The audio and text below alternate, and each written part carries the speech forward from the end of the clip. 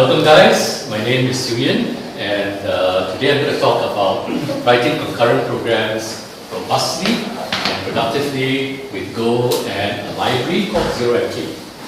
I work for Beyond Broadcast Limited Library Partnership. So, traditional computer programs, procedural programs are executed one after the other. We all know that. Concurrent programs, current means now, concurrent means at the same time, so they run at the same time. If this was a classroom, you guys be talking, I'll be talking, we're all talking at the same time. And concurrency therefore reflects the real world. The real world is concurrent. So what languages can we use to program concurrently? Well, almost any language actually. The ancient C, we can concurrently program with pthreads or threading libraries. Java has a whole stack of concurrent libraries. Scala has many libraries. They've got a built-in actors library as well as the Arca library, which I play with, quite nice. And Go. Notice something different. Go has concurrency baked into it. And concurrent programs are hard to write. So, Go does not need an external concurrency library. It therefore does not require the use of locks, semaphores, critical sections, all those things you learned in the university and college. Instead, it uses this thing called Go routines and channels, which I will explain in a while. So what do I use to write concurrent programs? That's the subject of today's talk. Of course, it's a Go Meetup, and I use Go. But I also do very much like a concurrency library, which is a bit schizophrenic. They call it a networking library with multitasking functions, ZeroMQ. And if you want to find out more, Golang of course, and zeromq.org. So, just in case we have some Go newbies here, this is the hello world in Go. There's only one thing I'd like to point out. Only just one thing. This capital P in print line, it's not a class. It's nothing to do with Java classes. It's the way Go manages its packages. So, capital P means it's something which the format, they call it FUM, I call it format package. The format packages exposes to the outside world. So anything with a capital letter is exposed to the outside world. Anything with lowercase is hidden within the package, not seen by the outside world. So when I import format or FUM, I call the subroutine or procedure format.println. If I import a/b/c/d, then if that package has println, I would say d println, not abcd println. So if you import abcd, then the qualifier name will be abcd. So that gets the preliminaries out of the way. So let's do a proper concurrent hello world. The main package means this code is executable. I've got two functions here, function A and function B. Function A, all it does, it prints a dot every second. Function B prints a plus every 2 seconds. And my main program has two Go routines. Notice the Go keyword here. This means B will run concurrently with A. Therefore, I should see a whole bunch of dots and a whole bunch of pluses. Let's run this code and let's see what happens.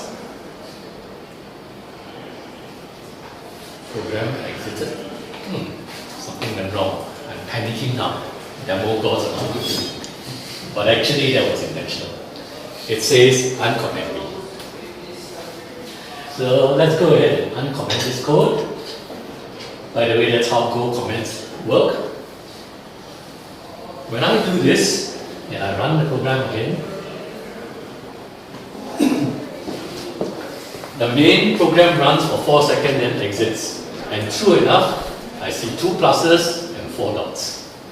And they run concurrently. What this little program shows is in order for any Go routine to run, the main function must be alive.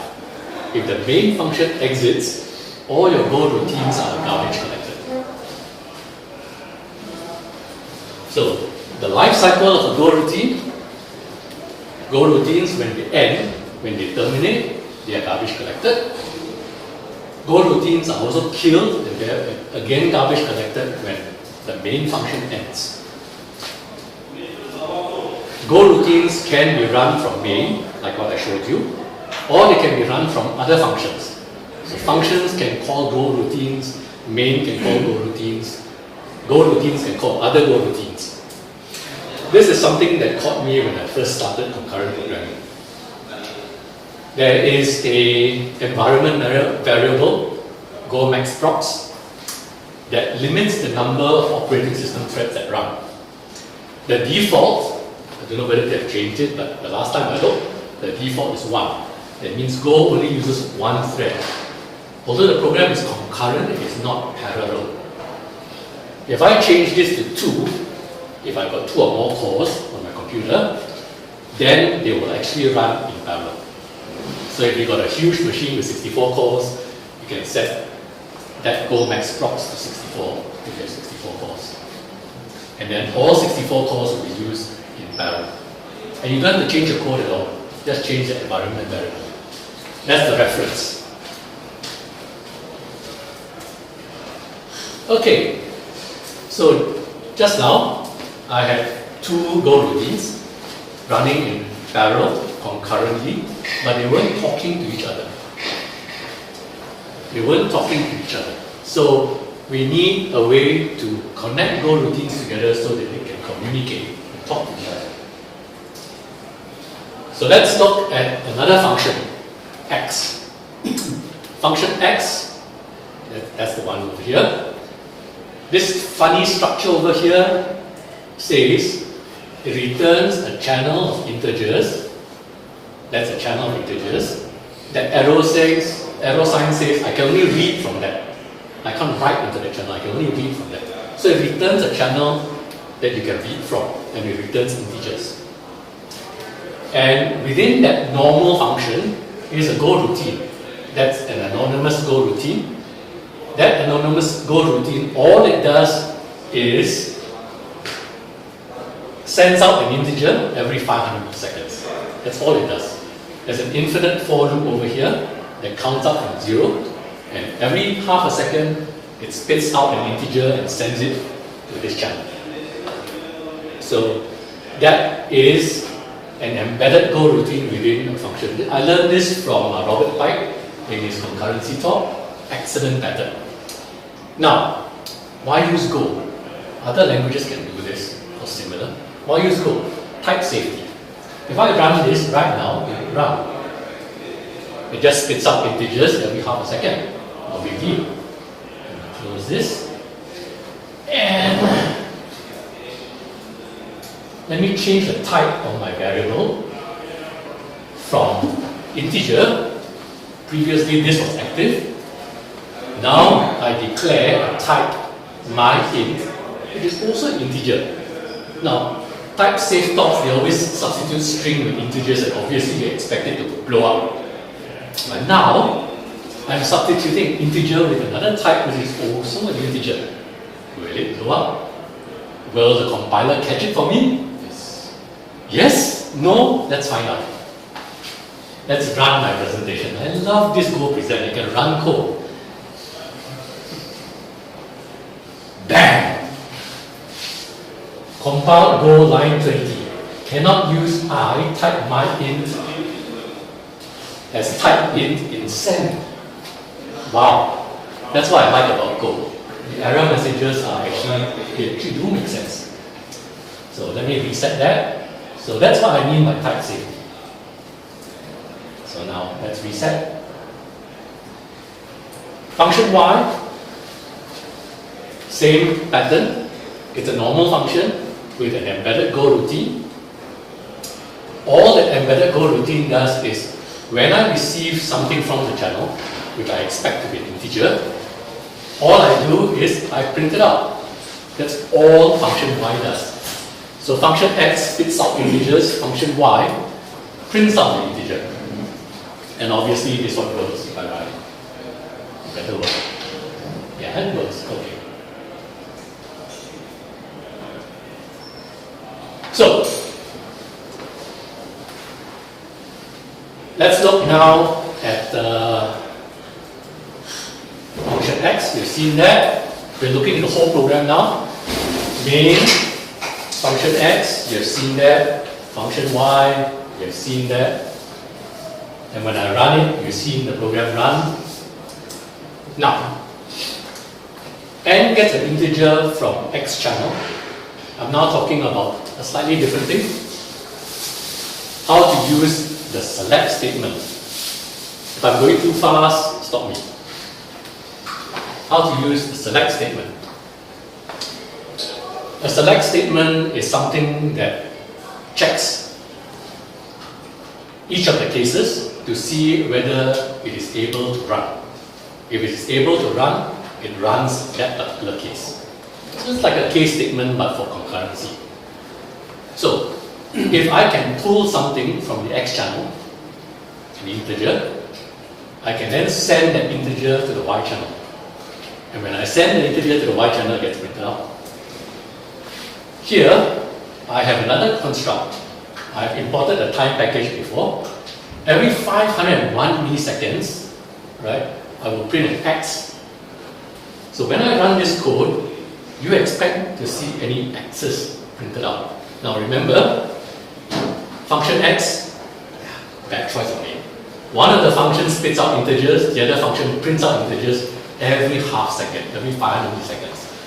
This one times out after 501 milliseconds. Will this function ever run? Let's see. What do you think? Do you see x or no x? X or no x? Are in a real-time OS or not? No. It's Ubuntu Linux. It's not real time. X or no x? Single thread. Let's try. Let's see. No x's. Because this never got to run. So let's force it to run. Let's change it to 499 milliseconds. Guess what? Do you see x's or no x's? Yes, let's see. Yeah, you see a whole bunch of x's. 500? That's the magic question.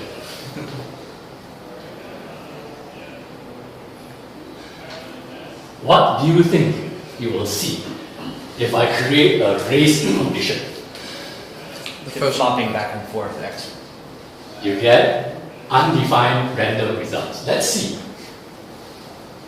First round. Let's see how many x's. 1, 2, 3, 4, 5, whole bunch of x's. Only one. Oh, that's alright. Second round. Wouldn't you expect it to be like a switch statement where the first one is getting met? No. Let's do the second round. Let's see. See whether it's deterministic. Not deterministic. Looks like one. It's not deterministic. So you create a race condition, it throws a dice.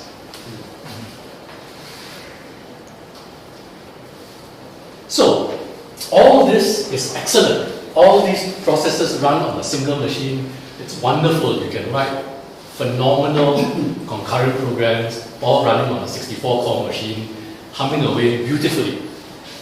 But what happens if this source of data, which is spitting out integers, sits on a different machine? Can we have a network channel? Unfortunately, no.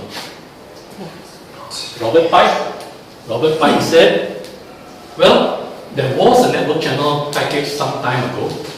It was really buddy, he threw it away. So he said he didn't know what don't know what he was doing, but it just didn't really work. Fortunately, I guess that's where the second part of this talk comes in. ZeroMQ comes into the picture. So ZeroMQ, as I said, is a networking library. It's got many networking patterns, some of which we are familiar with. Publish, subscribe, ZeroMQ can do. So many programs, many Go routines get all published into a 0MQ network endpoint, and many other routines, many other Go routines can listen to the endpoint. So many information. Request reply is like a server client server client request reply. The difference is many clients can connect to the same endpoint, and it just works. Push pull, it's like a queuing, a work queue kind of metaphor. Today I'll actually be using the work queue metaphor. I push something onto the queue, and I'm going to have a server process pull something from the queue to do work. So let's look at 0MQ. So in order to use 0MQ in a Go program, I need to import a package that implements 0MQ. Unfortunately, 0MQ is not part of the Go standard library, not part of it. But many people have written third-party libraries which you can import. So I'm going to make use of Go to write a pusher, something that pushes work onto a queue.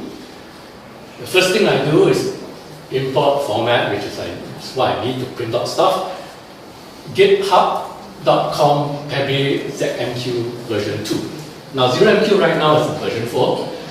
I choose to use version 2 because of version constraints in my customer side.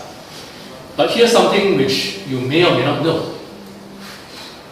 If I import ZMQ2, I have to qualify that package name as ZMQ2, but I can call it an alias ZMQ.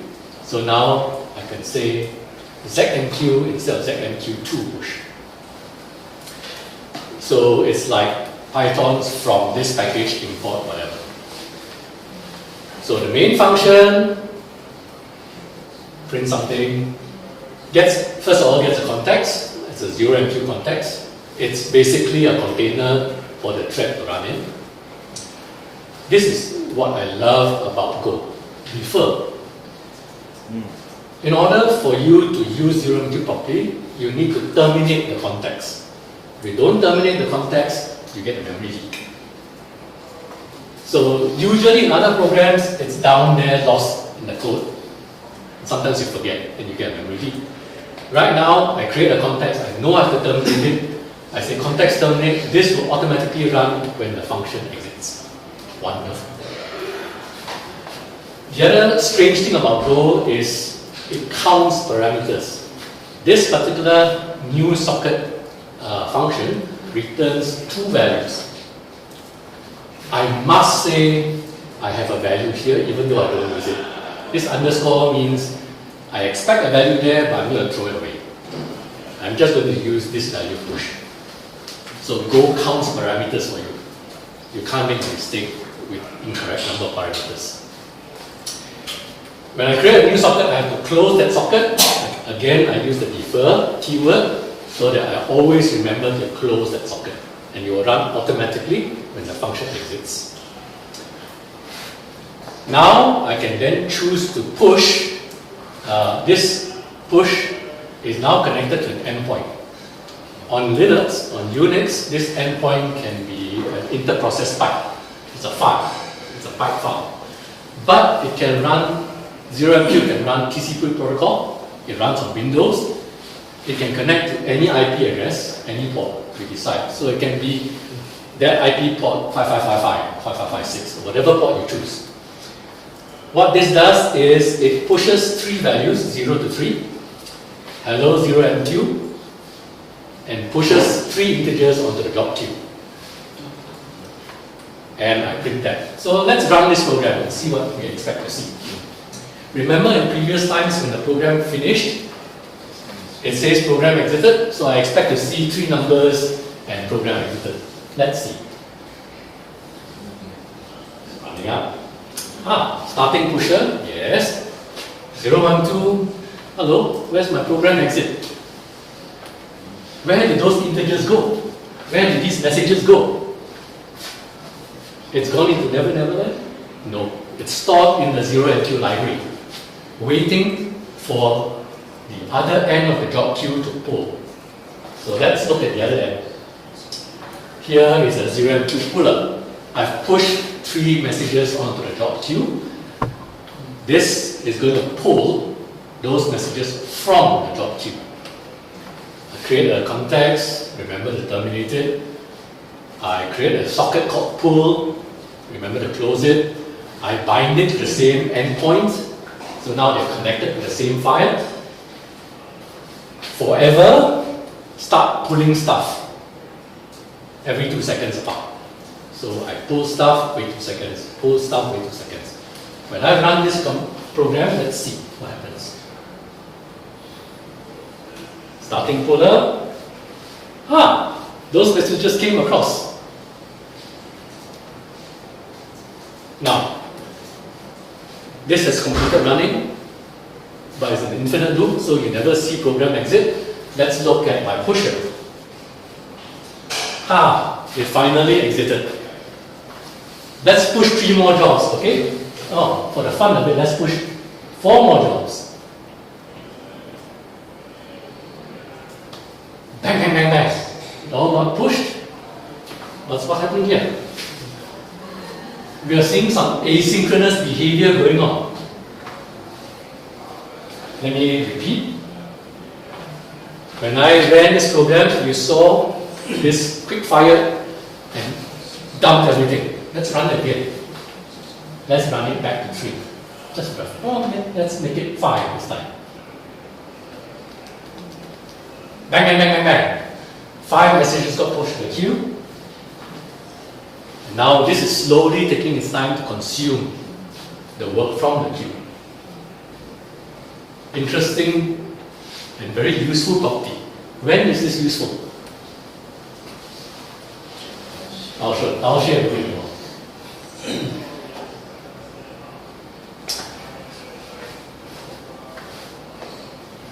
So I've mentioned that underscore is a receive value. Normally you have an error function there. Okay. This basically is a slide which I'm trying to say Go forces you to think about error handling, because that underscore is normally meant for the error variable, and normally we do this. Message error. If error is not equals to nil, said something went wrong. Alright. Now,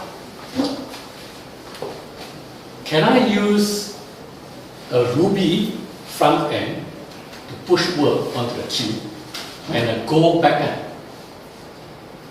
Let's see. 0MQ supports almost every language available out there. C, Scala, Java, Perl, you name it, Python, PHP, it has it. Ruby is one of my favorite languages. So, this is the Ruby version of the pusher. Context, socket, remember I've got to close and terminate. It's down here, no defer statement in Ruby. From 0 to 2, it means 3 things. Go and set hello and send the string to the queue. Let's see. Run it. I should see Ruby's running up. Hello 1 2, hello 0 1 2. 3 values. And back here, I've got hello 0 1 2. So the Go backend is listening to a Ruby front end. Nice. It can be a PHP front end. If you like PHP, it can be a Python front end.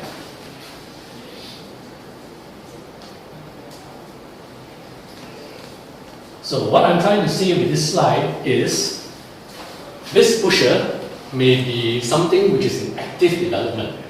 Something that your customers, your client says, I want to tweak every other day. With frequent code updates and restarts. Right? In an environment like that, I think a scripting language like Ruby or Python works better than Go. Where Go really shines is rock solid stability in the backend. So with 0MQ, we can decouple the stable parts of the stable processes from the agile or rapidly changing processes. That's how we break apart our systems. And here's something very interesting. Multi-language, polyglot, Ruby in the front end, Python in the front end, PHP, Go in the back end. Very nice. That's what 0MQ does. That's what 0MQ does for you. Second thing it does for you is that fragile front end, that data gets sent out to the job queue sitting in the back end immediately at network speeds, as fast as your network can handle it. Let me show you this again. My Ruby, bang, bang, bang. None of the data sits in the Ruby process after this exits. All the data now sits in the rock solid Go backend, where you expect it to be solid.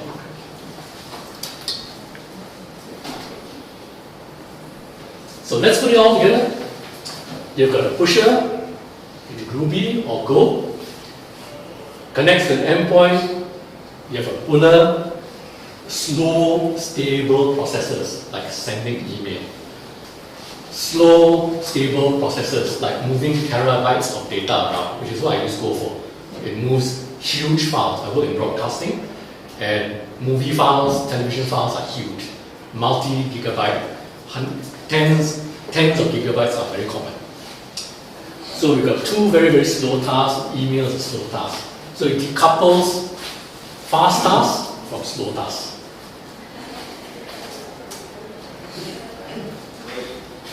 Here is my fictitious email mover. The structure is exactly what I use in production, but of course I've stripped out all the interesting parts of the code, but the structure is there.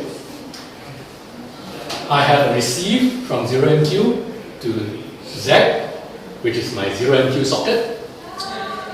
E is my emailer. It gives me my email socket. M is my file mover. Forever, pull stuff from 0MQ into S. Whenever I've got stuff in S, I email it. After I email it, I push it to be moved. Let's say a file has arrived. Highlander Series 3 has arrived. It is 15 gigabytes. The email gets sent out. It takes a bit of time. It gets copied from the inbox to the server somewhere. It takes maybe 30 minutes because it's a big, huge file. And I can say this format 5.00 done. You can read it up in the time package. It just gives you the resolution to 10 milliseconds. No, 100 microseconds, 0.1 milliseconds. Oops, expected running. My email mover has started, but nothing's on the queue. So I need to push something onto the queue.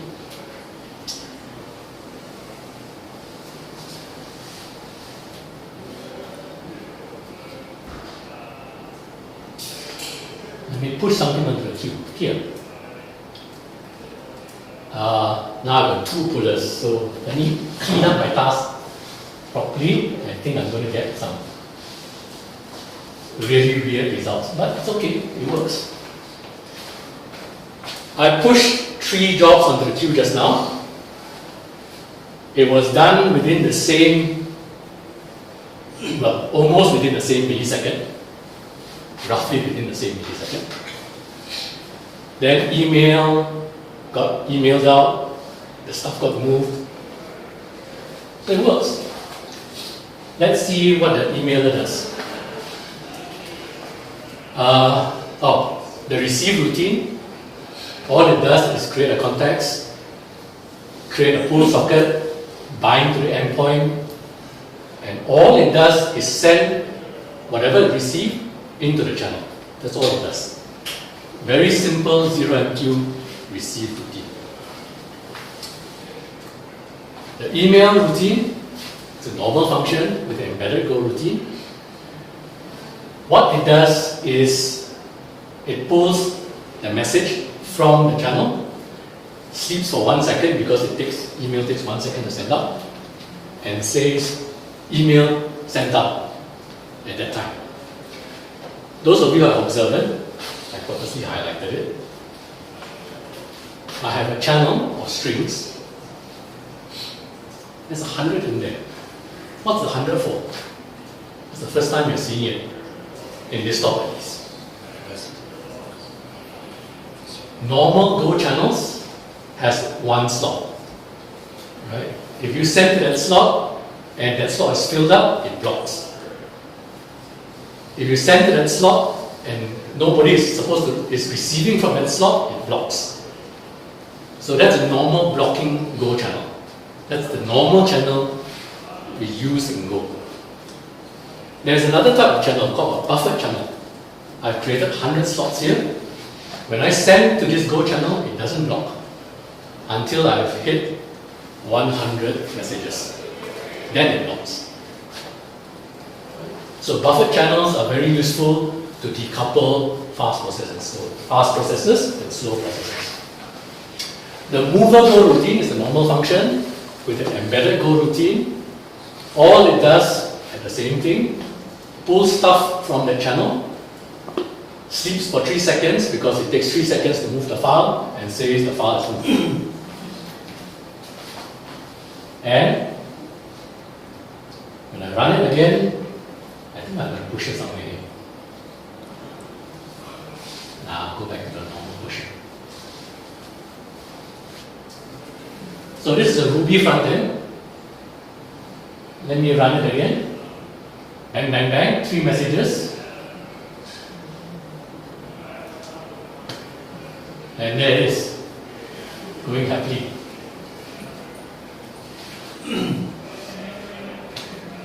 So, we need buffer channels in emailer and mover functions because those are slow routines. We don't need it in the 0MQ receive because that's just pulling the stuff from the network and storing it into a channel. That's very fast. So, this buffer channels decouple fast processes and slow processes. Report when done to 0.1 millisecond. Okay, I was supposed to tell you this now. I'm supposed to run it now. I read it ahead of time. So, email mover is a stable service run in production. Never ever going to change because email is email. Moving files is moving files. This service should never ever ever stop. It's mission critical. It should never ever leak memory or lose data. But in real life, what happens in maintenance? Okay, Go pusher, you've seen this pusher, it's not changed before. The Ruby pusher, that's not changed, I just duplicated the code, it's actually the same code. In real life, this host, the server, which email mover runs on, needs maintenance. Hardware breaks down. This service should never be shut down. So how? 0MQ again to the rescue. 0MQ assures atomic delivery of messages. In other words, the puller shall either receive all of the messages or none of the messages. Or none at all. Let's see how 0MQ saves us. Maintenance procedure as recommended by the vendor. Pull the network cable out. What? Pull the network cable from the host, right? 0MQ will now begin to queue up at the pusher. Remember, the first demonstration, the program never exited. All that data is queued up on the push side. Because message delivery is atomic, any stuff that got delivered, any stuff that's yet to be delivered gets queued up on the push side. No data is lost. Reconnect the network cable to the new host or the service host. Data begins to flow again. Done. Amazing, incredible. Yay! That's how Ericsson managed to get 6 nines of uptime. This kind of technology. But they use not 0MQ. They didn't use 0MQ. They used Erlang. some funny Go-like concurrency type program. Similar technology. So why is data not lost? Okay, let's say on the receive side, when we yank out the thing, a packet got cut in half. A data message got cut in half. Well, that cut in half was received, deemed as not sent at all. It wasn't sent completely. So you will resend it. And the cut in half message, 0MQ on the receive side says, I never got the full message, I'll discard it. I'll wait for the new one. The half sent message that was interrupted was detected as 0MQ, as not delivered. I have to send it again, therefore no data is lost. Down to the microsecond resolution. Amazing. You can use it for high frequency trading.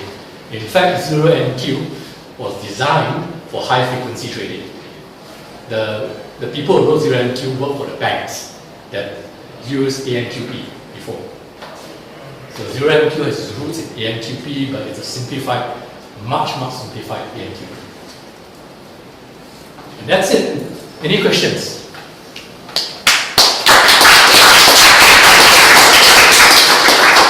I hope the talk has been useful. I love your maintenance instructions. Amazing, right? Yank the network cable. Plug in new box. Plug in your box. Oh yeah. Does the 0MQ receive function block or does it continue? Okay, 0MQ is a networking library. It doesn't care about the protocol. You, the protocol designer, have to define it.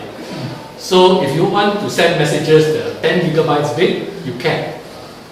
But all of the 10 gigabytes must be sent or it's deemed to be not sent. It's an atomic message. Where does it buffer the Sorry. It's a datagram. It's a. No, it doesn't run UDP. No, it it's runs. It's not a stream. It's a message protocol. It's a packet. Yeah, it's a datagram packet type protocol. Yes, sorry. Where does it buffer the unsent message? 0MQ is a library. So there's a send process and a receive process. The send process needs to import the library. So when it imports the library, it creates buffers in the send process. So it's in both hosts. It buffers in the sender and buffers in the receiver. Right. But let's say if as per this scenario, you disconnect the cable. Yep. Then what happens is messages get queued up at the sender side, right? Correct. And if you these don't get have enough stored- memory, it blows up. That's a limitation. Okay. Yeah. So in high frequency trading, you can't disconnect the cable for long. You may have 30 gigabytes or 30 terabytes of memory on your host, but it fills up, it queues up. There is an option to persist it to disk if you want, but the 0MQ authors say don't do it. Any other questions? Well, I hope it's not too fast. It's a world introduction. Thank you.